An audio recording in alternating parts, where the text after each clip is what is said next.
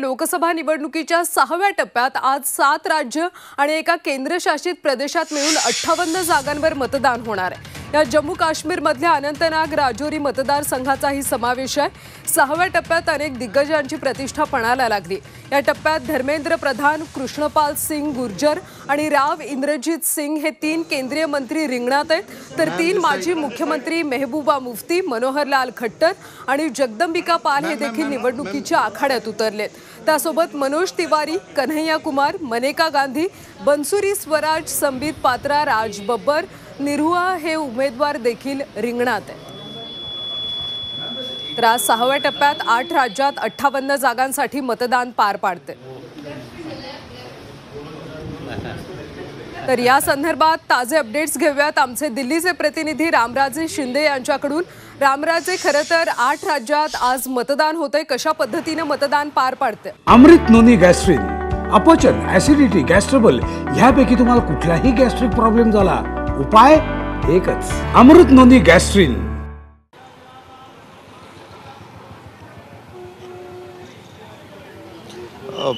बिलकुल 8 राज्यापैकी दिल्लीकडे सर्वांचं लक्ष लागलेलं आहे, कारण दिल्लीमधून कारभार चालतो आणि दिल्लीमध्ये आहेत अरविंद केजरीवाल आणि काँग्रेस हे 2 विरोधक आहेत भाजपचे आहेत, आणि त्यामुळेच इथल्या ज्या लढती आहेत त्या महत्त्वाच्या आहेत। आपण इथं आहोत की दिल्लीतील या बूथवर आहोत। सकाळपासूनच इथल्या मतदारांचा जो आहे तो उत्स्फूर्त प्रतिसाद आपल्याला दिसून येतोय।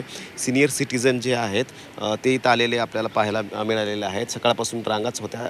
हे स्कूल आहे, ईस्ट दिल्ली म्हणजे की पूर्व दिल्लीतला हा परिसर आहे, आणि इथे मतदारांचे सकाळपासून मतदान करण्यासाठी ओढा जास्त असल्याचं आपल्याला दिसून येते। पोलीस सुरक्षासुद्धा चांगली अतिशय कडक करण्यात आलेली आहे दिल्लीमध्ये, कारण आपल्याला माहीत आहे की केजरीवाल आणि भाजप यांच्यामध्ये जो द्वंद्व चालू आहे मागील काही दिवसापासून, त्याचा परिणाम कुठेतरी मतदानावर होऊ नये याच्यासाठीच खबरदारी घेण्यात आलेली आहे। मात्र दिल्लीचं जर म्हणायचं झालं तर बासुरी स्वराज की सुषमा स्वराज यांची मुलगी आहे ते निवडणूक लढवत आहेत। दुसरं महत्त्वाचं म्हणजेच की कन्हैया कुमार हे सुद्धा निवडणूक लढवत आहेत मनोज तिवारी यांच्या विरोधामध्ये, तर ही लढतसुद्धा अतिशय महत्त्वाची असणार आहे।